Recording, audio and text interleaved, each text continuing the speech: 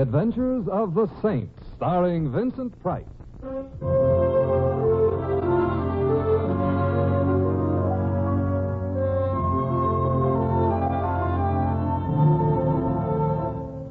The Saint, based on characters created by Leslie Charteris and known to millions from books, magazines, and motion pictures.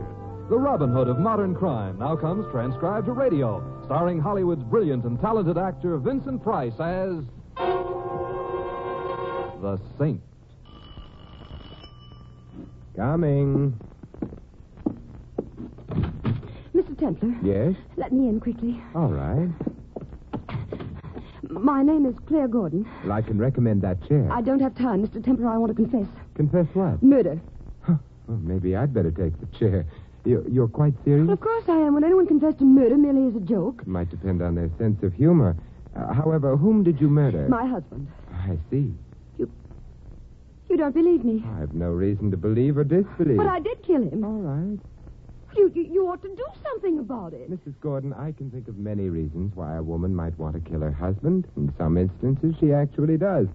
But I can think of no reason why she should come to me and tell me about it. Well, I had to confess to somebody. Well, you could have chosen the police. Oh, they're so vulgar. Murder is not a monopoly of the upper classes, nor is it in itself an especially refined activity. You don't understand. Before I married Jim, I was Claire Wheelock. Of the something or other Wheelocks, no doubt. Still, I absolutely refuse to go to some poky, dirty little police station. Some of them are quite large, and I understand clean from time to time. Tell some grubby little man all about my personal affairs. Murder, according to the statutes, is a public affair. I think you're nasty. I'm only trying to be reasonable, after all. I've heard you weren't always reasonable when beautiful women were concerned. Oh, that's true only on Shrove Tuesday. Oh, I despise you. Hey, wait, maybe today is Shrove... Oh, no, it's Sunday. Hey, she could be coming back to make an appointment for Shrove Tuesday. No. You're Simon Templar? I'm afraid I am. You seem to object? Why was my wife here? Your what? Wife. And don't try telling me you didn't know she was married, you low individual. I think you'd better tell me about myself inside, huh? Now then, you are... James Gordon. And my wife was just here. How do you know? I saw her leave. Are you going to try denying it? Well, not if you saw her just leave. Oh, that's good. Now, if you don't mind, I'll take my coat off. You're warm? I'm about to beat your brains out, you know. Watch your language. And why do you think your wife was here? Pretty obvious, isn't it? I don't know. After all, I never met your wife before. Furthermore, Mr. Gordon, you're dead. Are you being whimsical? I'm only trying not to make a liar out of your wife. She told you she was a widow. More or less. Actually, she came here to confess. Are you trying to pull my leg? I've always thought that a highly overrated indoor sport, except, of course, in the right company. She came here to confess to what? To murdering you. What? Apparently her confession was premature. If, that is, you really are James Gordon. Well, thanks for the premature. And, of course, I'm James Gordon. Who else would I be? Shall I guess? No. No, you can take a look at my wallet. Oh, thank you. Driver's license. Blue Shield medical plan card, dated. Oddly enough, only a week ago. Well, what's odd about that? Apparently you don't expect to die. You are James Gordon. Well, thank you.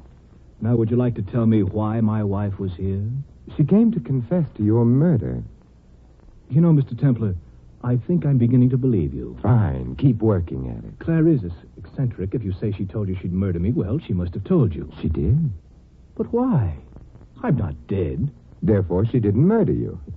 Then why did she make such an idiotic confession? Wishful thinking, perhaps. No, just a Or minute. perhaps it was only anticipation. Oh, excuse me.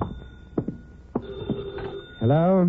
Mr. Templar. Louis. A half an hour ago you called for a cab. A half an hour ago I arrived. A half an hour ago I was still warm. I am now understudying an icicle. Oh, Louis, I'm sorry. Come upstairs and thaw out. I've had company. A blunt?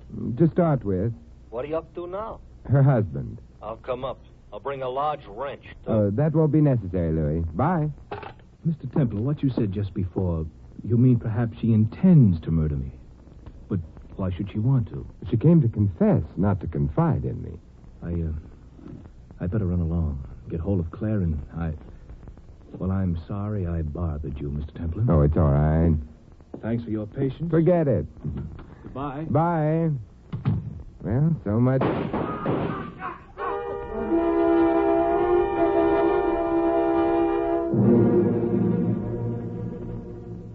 That's right, Sergeant. A man named Gordon, shot to death on my doorstep. No, Sergeant, I never shoot anyone on my doorstep. It's untidy. I don't know. Look, Sergeant, I have an idea. Why not drop in and see for yourself, Sergeant was quick. Come in. Hi, Mr. Templar. Oh, Louis, I forgot you were coming up.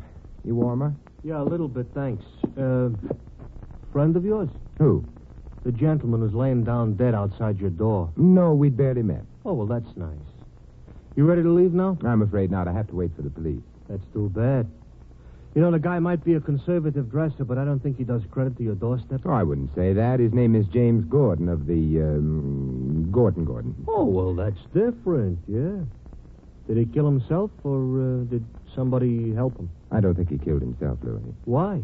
Well, he'd just taken out a Blue Shield card. Oh, planning for the future, huh? Yes, it also means he expected to have a future. Louis, while we're waiting, will you look up James Gordon in the phone book? Okay. But I could tell you now he won't answer the phone. I want his address. But he's moving. It's going to be the morgue. But his wife will still be there. Oh. Oh, here it is. 12 Seven Oaks Drive. Yeah, it's a very high-class neighborhood. A very high-class wife. Maybe I ought to run home and put on my white tie. Don't be silly, Louis. Under the circumstances, the tie should very definitely be black.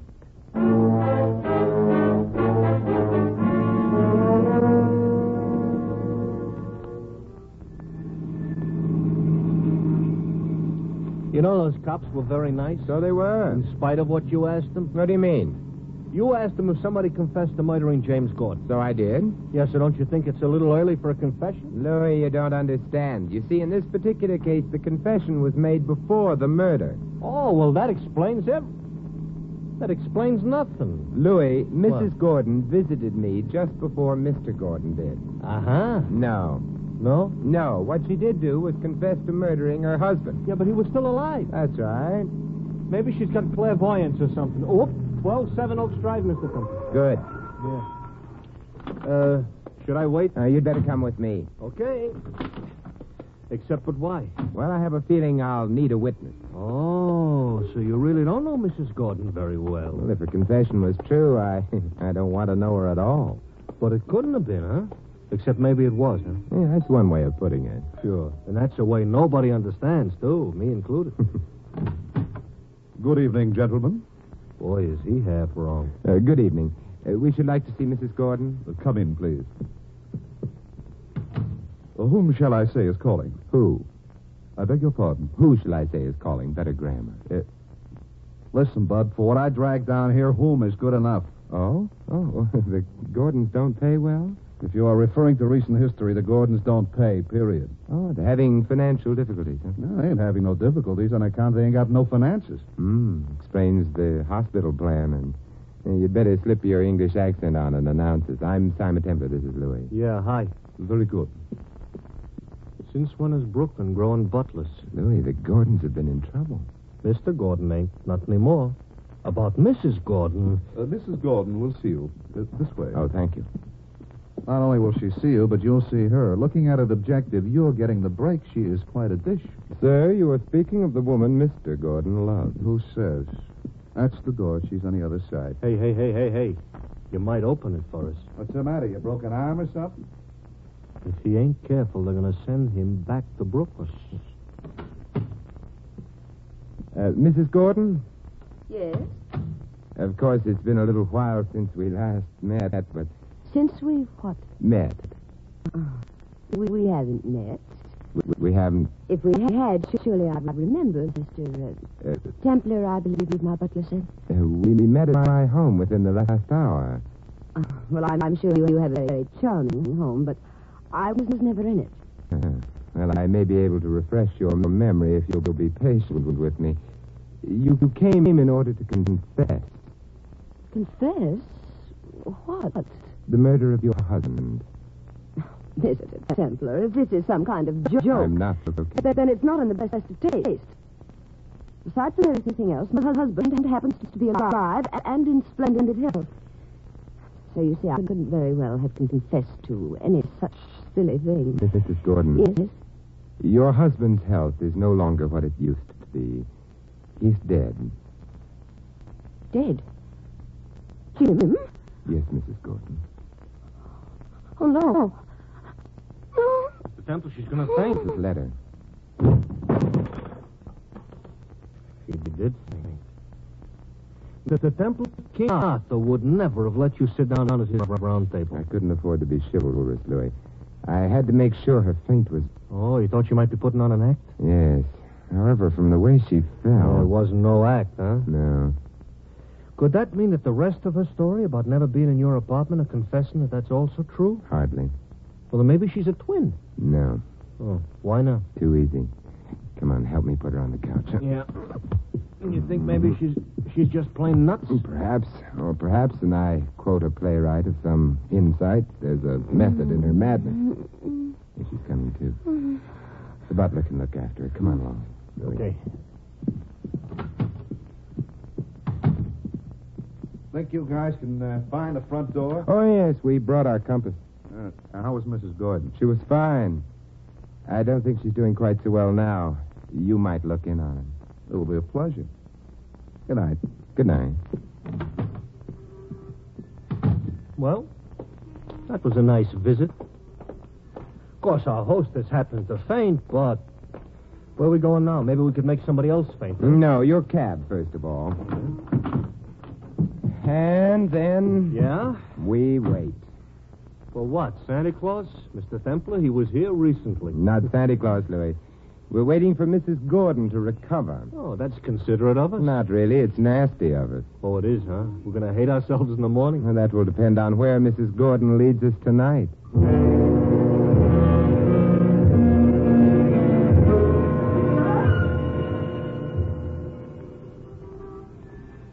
Well, she ain't in no hurry.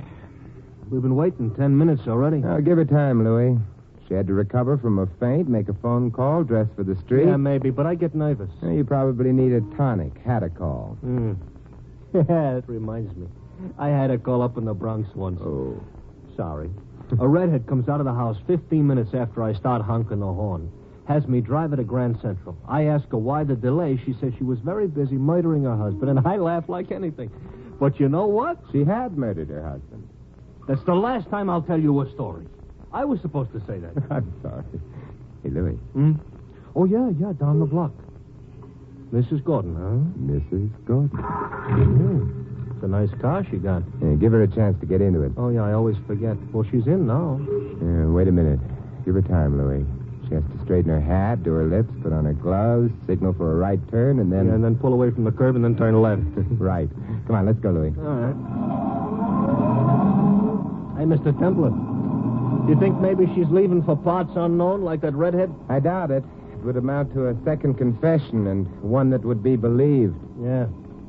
For a woman who just fainted, she's driving plenty fast. True. You see, Louis, no one dawdles in the shadow of the gallows.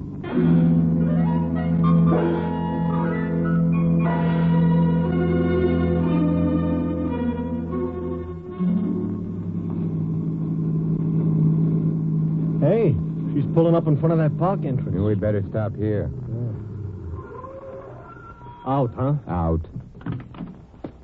She's heading into the park. We follow her, huh? Yes. Strange. Maybe she's just a nature lover, Mr. Templar. At this hour of the night? Well, as the law says you gotta love nature only in the daytime. It isn't love which brings her here. Careful, Louis. She's stopping. Yeah. Near the lake. Hey, there was a guy waiting for her. There's no way we can get any closer. She might spot us on the path. How about getting in amongst the trees? That's an idea. Yeah, except how good is it? They ran out of trees just here. Not close enough to see him, but at least we've just met another figure in the case. I'll stick to Mrs. Gordon's. That is, we can't see him. We haven't been introduced to him. We have to do something about that. Hey, Mrs. Gordon is scrambling. Coming back along the path. We stay where we are. Look, she's almost running. Yes, probably on very good advice. Huh? She has to be on time for her appointment with the police. They might not approve of her having gone for a midnight stroll in the park on the night her husband died. Yeah, she's gone. Yeah, but the guy is still there. Mm-hmm. We're interested in him now? Mm-hmm. Very much interested. He'll have to come back this way. We can cut him off. Got to find out who he is. Louis, got a handkerchief?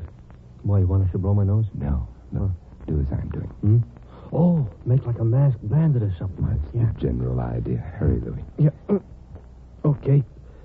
I do. I'm now a masked bandit, but I ain't happy. I don't have a gun, but perhaps it'll work anyway. Want the gun you don't have? Yes, I'll double up my right hand in my coat pocket. Here he comes.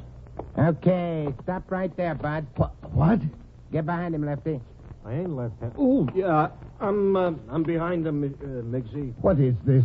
Stick up. What do you think it is? You can't do this. Sure we can. Or maybe you like to argue so much you would prefer being ventilated? Being what? Shot.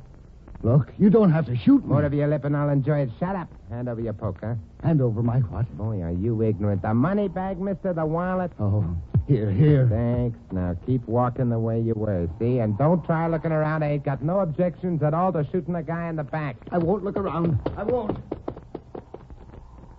Well, he's gone. So he is. Now, we ought to scram through, Mr. Templar. If he yells for cops... I don't think he will. He might have to explain what he was doing in the park at this time of night. He'd have an easier job than we would. Let's see. His name is Timothy Kerrigan. Papers in his wallet.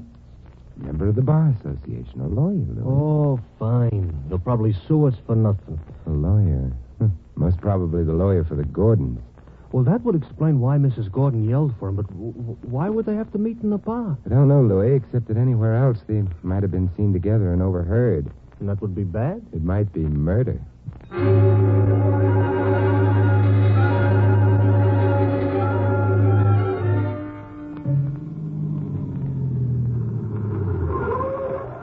Well, here's your house, Mr. Templar. Yes, Louis. Gonna go to sleep? I imagine so. Nothing to be done tonight, so far as I know. Yeah. Well, anyways, now we got 3 suspects instead of 2. 3? Yeah, Mrs. Gordon, Kerrigan, and the butler. The butler is never guilty, Louis. Hey, how about coming up for a drink? What was that you said? Come on, let's go. Yeah. Hey, Mr. Templar. About butlers. Maybe this one ain't guilty, but sometimes one could be, you know? That's true, but the one we met tonight is too charming a character. Yeah, don't look now, Mr. Templar. Keep walking. But your charming character is carrying around the young cannon. Good evening. How's butling these nights, huh? Go on.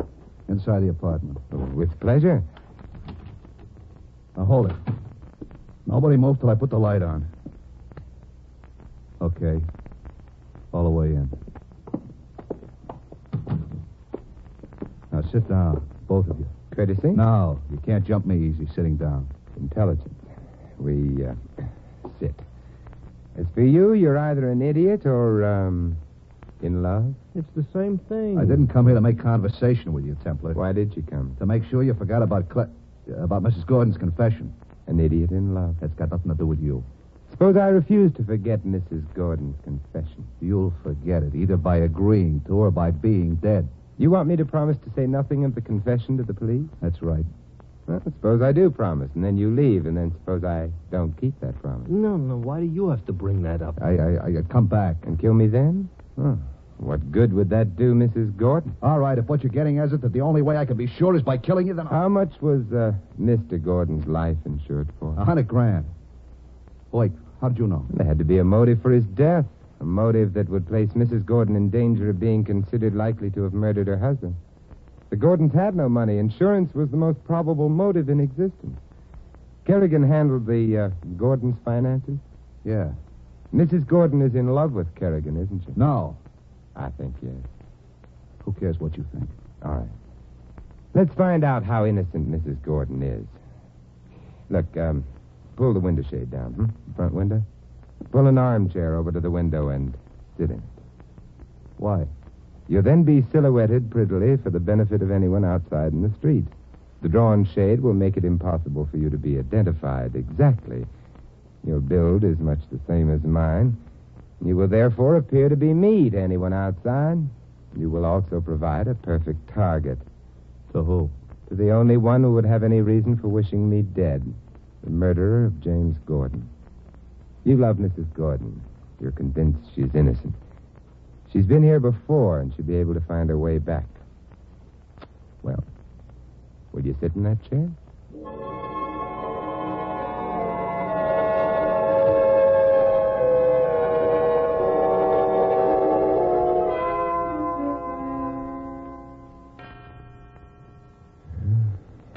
2 in the morning.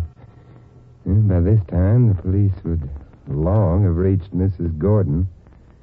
They're probably finished with their preliminary questioning. She could plead sleepiness. They'll have left the Gordon home, allowing 15 minutes to get here. She should be arriving at almost any moment. Shut up. Well, naturally, you're not worried. Perfect target, though you make. Yeah, and besides, Mr. Templar, even if she does shoot him, he'll be killed by the woman he loves. What more could a guy want? I told you to... Yes, you were saying?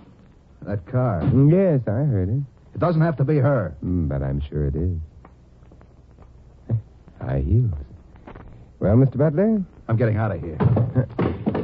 He dives very nice. And in time. I wonder, with no ready-made target for her, what will Mrs. Gordon do? You better get in the next room, huh? Yeah. Okay.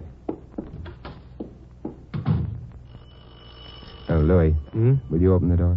Oh, I don't mind if you do. I wouldn't like to get shot on your doorstep. It's no way to appreciate your hospitality. I'll get it. Hello, Mrs. Gordon. Oh, you're not alone. No, that's Louis, remember? But better remember inside, All right. Send him away. Oh, I promised him a drink. He hasn't had it yet. I can't send him away. But what I have to tell you is confidential. Louis is in my confidence. Well, all right. It might turn out more convenient if you're difficult. About what? Forgetting that I was ever here before. Forgetting I came to you with a confession of murder. Sorry, but I have a remarkably retentive memory. For example, I remember a girl I used to go to school You'd with. better forget her for the moment. Oh, I couldn't. I loved her very deeply. How would you feel about $25,000? Oh, I love them very deeply, too. They're being offered to me for a promise to forget. Yes. And if I don't keep it? You'll sign a paper admitting your promise and acceptance of the money. That would make you an accessory. You wouldn't dare change your mind. Hey, she's smarter than Be me. still, Louis. Mrs. Gordon, you're young, you're beautiful, and $25,000 is very attractive. Nevertheless, I shall refuse all of you. Even if... Yes, I wondered how long it would be before you produced that. And the revolver you killed your husband with? I didn't. You could convince me in a lot better ways. Can I convince you? Oh, yes, your confession helps. It does. Of course. Your husband's death makes you richer by $100,000, doesn't it? Yes. Otherwise, you had nothing. Well, our investments, they were unfortunate. Mr. Kerrigan handled them? Yes, he's our lawyer. So your husband handed over his money to Kerrigan. Did he also know he was handing over his wife as well? What did you say? I meant his life, of course, a natural slip of the tongue, you know. You still haven't told me how my confession was going to help me. I didn't say it would help you. I said it would help convince me you hadn't killed your husband. Well, that's the same thing. Not quite. Mr. Templar, that was the back door. Yeah, I know. I was saying, oh, yes. The fact that you didn't kill your husband is actually of minor importance in view of... Now would be a good time to borrow your gun. Louis, will you keep Mrs. Gordon company while I see what the boys in the back room are doing? Yeah, all right, Mr. Templar. It was Kerrigan. Uh-huh. I thought it would be. He didn't see me. Came into the room, headed for the door to the living room. He sneaked it open a bit when I... Is he alive? Yeah, I just got him in the shoulder. He was working in the back while she was... Yeah, that's right. Hey, Louis, What, Mr. Templar? will you phone the police? They've one wounded murderer to collect, one beautiful accessory before and after the fact. Oh, no. But of the highest class. Her butler will help her wait.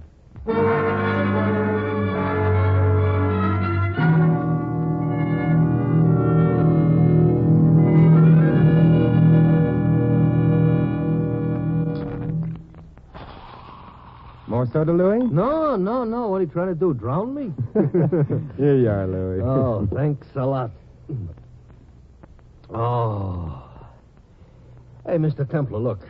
I know Kerrigan shot Mr. Gordon, and I kind of hear Mrs. Gordon will like that. This is a new phrase. It'll catch on, Louis, believe me. Yeah, also because they needed the insurance, though, to live happy ever after on, being the high-class types. But why did Mrs. Gordon confess to you before her husband got killed? Oh, it was an attempt to establish an alibi for herself, Louis. She expected that I'd immediately phone the police or else take her back to her home to view the corpse. In the meanwhile, Kerrigan would murder Gordon. And that would have left Mrs. Gordon in the clear. Yeah, but you didn't do either of those things. Why? I didn't believe her. Oh. She had really killed her husband and was willing to take whatever consequences there might be. Why come to me? Uh-huh. So that loused up her alibi. Especially because her husband, instead of staying home and getting shot, had become suspicious of her and he trailed her here. Huh? And was in turn trailed by Kerrigan, who saw a natty opportunity for double-crossing Mrs. Gordon and keeping the money for himself. He handled the Gordons' affairs and had the power of attorney. Yeah, but look, Mrs. Gordon's faint when you told her about her husband's death, that was real. You pointed that out yourself. Of course it was, Louis. But she didn't faint at the news of her husband's death as such. The reason she fainted was because she realized that she'd confessed to me and that her husband had been shot at a time for which she had no alibi. Uh-huh. Well, now I'm almost smart. Now I can enjoy my drink. Oh, that's good. Yeah.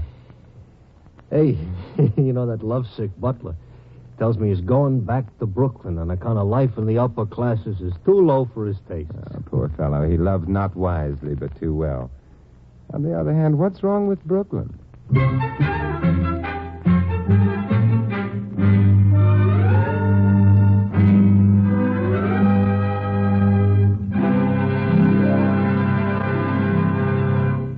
You have been listening to another transcribed adventure of the Saint, the Robin Hood of modern crime. Now, here is our star, Vincent Price. Ladies and gentlemen, in our cast you heard Joan Banks as Claire and Peter Leeds as her husband. Hy Averback was the butler, and Jim Nusser, Kerrigan. Larry Dobkin plays Louis. This is Vincent Price inviting you to join us again next week at this same time for another exciting adventure of the Saint. Good night.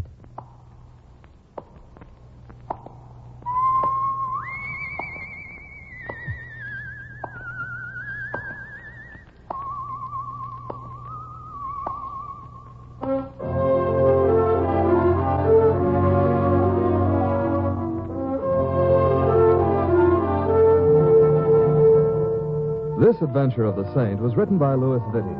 The Saint, based on characters created by Leslie Charteris, is a James L. Saphir production and is directed by Helen Mack. Vincent Price is soon to be seen co-starring in RKO's production of His Kind of Woman.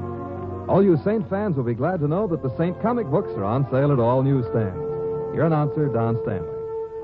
3 chimes mean good times on NBC. Well, it's Sunday again. That means another gala broadcast of NBC's Big Show. This evening, hostess Tallulah Bankhead has a whole flock of guest stars, including Marlena Dietrich. And when the two glamour gals, Tallulah and Marlena, get together, look out for flying sparks. For drama this Sunday evening, Theater Guild on the Air presents the 10th story, The Third Man, starring Joseph Cotton and Signy Hasso. Join Tallulah and her Big Show with Marlena Dietrich later on NBC.